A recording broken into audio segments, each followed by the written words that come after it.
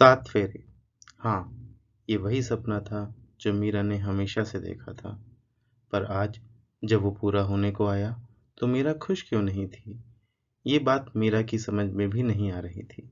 सब कुछ वैसा ही हो रहा था, पर मीरा का मन उदास क्यों था? क्या चल रहा था मीरा के मन में?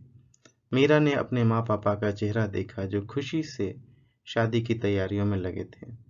मीरा किसी से कुछ न कह पा रही थी। कितना लाचार महसूस कर रही थी वह। आखिर किससे कहती वो ये सारी बातें? ये सोचते सोचते उसकी आंख लग गई। मीरा, मीरा, कहाँ है तू? हल्दी का समय हो गया है बेटा। माँ की आवाज मीरा के कानों में पड़ी। उठकर मीरा जल्दी जल्दी तैयार होने लगी। माँ ने बोला, जल्दी कर मीरा, बाहर सब तेरा इंतजार कर रहे हैं और तू है कि इतनी धीरे धीरे तैयार हो रही है। तभी फोन बजता है। माँ, देवेश का फोन है, बात कर लूं क्या? माँ ने कहा, हाँ हाँ, जमाई राजा से पूछ, वहाँ हल्दी हो गई है क्या? मीरा फोन लेकर दूसरे कमरे में चली गई। मीरा, हेलो देवेश। देवेश, हेलो मीरा, कैसी हो? हल्दी हो गई है क्या? अभी नहीं देवेश, सब आ गए हैं, शुरू होने वाली है। माँ ने भी तुमसे यही पूछने को बोला है। तुम्हारे यहाँ हल्दी हो गई है क्या? माँ को पूछना है और तुम्हें कुछ नहीं पूछना, देवेश ने कहा। तुम ज्यादा कुछ नहीं बोलती। क्या मैं तुम्हें पसंद नहीं?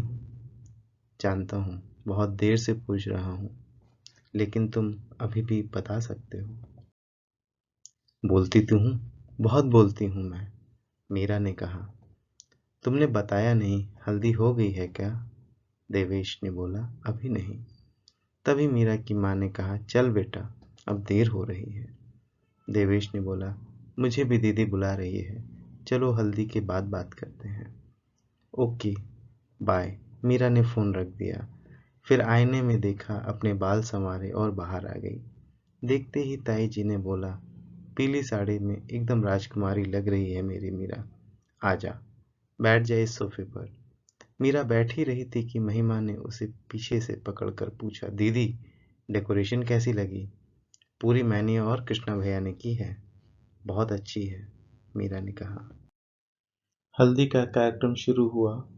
कार्यक्रम चल ही रहा था कि तभी फोन वाइब्रेट हुआ। मैसेज देवेश का था। हमेशा की तरह देवेश ने शायरी लिखी होगी, ये सोचकर मीरा ने मैसेज नहीं देखा। पर महिमा ने फोन ले लिया और बोली, क्या लिखा है जीजा जी ने? एक मैसेज तो मैं पढ़ सकती हूँ, आखिर आधा हक मेरा भी है। दीदी, सुनकर सब हंसने लगे। महिमा ने मैसेज पढ़ा और बिना कुछ बोले मीरा की ओर फोन बढ़ा दिया। तुम मुझे छोड़ तो न दोगी? मीरा ने मैसेज पढ़ा। उसे अभी कुछ समझ न आया था कि महिमा ने धीरे से पूछा, जिया जी ने ऐसा क्यों लिखा है? सब ठीक तो है ना दीदी?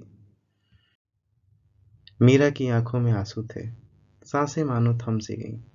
क्या देवेश से किसी ने कुछ कहा है? क्या देवेश मुझसे कुछ पूछना चाह रहा है? मुझे खुद ही देवेश को सब कुछ बताना होगा। मीरा ये सोच ही रही थी कि संगीता ने बोला, चलो चलकर कुछ खा लेते हैं, नहीं तो हाथों में मेहंदी लग जाएगी। नहीं, मुझे बस 2 मिनट देवेश से बात करनी है, मीरा ने बोला। लेकिन सहेलियों ने फोन छिपा लिया और बोला, अब मेहंदी का समय हम सहेलियों का है, हम जीजा जी को बता देते हैं, दुल्हन को अब आप मंडप में ही मिल पाएंगे। सहेलियों ने मीरा को घेर लिया। मेहंदी लग गई। बहुत गहरा रंग आया है दीदी, जीजा जी बहुत प्यार करते हैं आपसे, करते हैं ना? महिमा ने पूछा, क्या आप लोगों के बीच में कुछ हुआ है जो माँ पापा को जानना चाहिए? नहीं नहीं महिमा, ऐसा कुछ नहीं है, बस मेरा फ़ोन दे दे, मुझे देवेश से बात करनी है, सब बता दूंगी मैं उसे, अब मैं कुछ न छिपा पाऊंगी। जैसा आपको ठीक लगे। महिमा ने मीरा को फ़ोन दिया। मीरा फ़ोन लेकर छत पर चली गई। मीरा, हेलो देवेश, तुम सोए नहीं अभी तक? देवेश, नहीं, नींद नहीं आ रही थी, तुम बताओ, बहुत देर कर दी फ़ोन करने में। मीरा, हाँ, वो महिमा कह रही थी कि मेहंदी का रंग बहुत गहरा है, जिया जी आपसे बहुत प्यार करते हैं। कहकर मीरा चुप हो गई। देवेश, और तुम भी करती हो ना? या तुम्हें मुझसे ज्यादा भी किसी से प्यार है? मीरा, देवेश, मैं तुमसे कुछ कहना चाहती हूँ। देवेश, हाँ, मैं सुन रहा हूँ।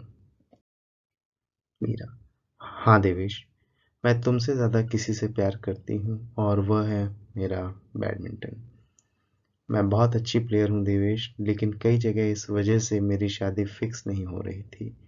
तो माँ पापा ने मुझे न खेलने की कसम देकर मेरी शादी इतनी दूर तुमसे तय कर दी। मीरा अभी बोल ही रही थी कि देवेश ने बोला, मुझे पता है, बस मैं तुम्हारे मुंह से सुनना चाहता था मीरा।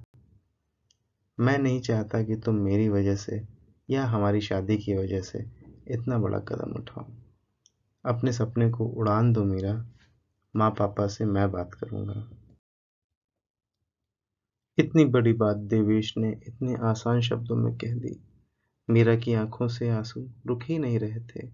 7 फेरे तो कल होने वाले थे, पर 7 वचन जो दोनों ने आज ही ले लिए, जो होने वाले 7 फेरों को और मजबूत करेंगे। सच को छुपाया नहीं जा सकता मीरा, और सच यही है कि तुम बहुत अच्छी प्लेयर हो। देवेश ने कहा। मीरा, हाँ, मैं हमेशा से बताना चाहती थी देवेश, लेकिन पिछले जो 3 रिश्ते इस सच की वजह से टूटे, तो मैं माँ पापा की हालत को देखकर बहुत परेशान हो गई। क्या करूं यह समझ नहीं पा रही थी, इसलिए मैं सिर्फ चुप हो गई देवेश। बार बार मैं अपने माँ पापा को दुखी नहीं देख पा रही थी। देवेश ने बात संभाली।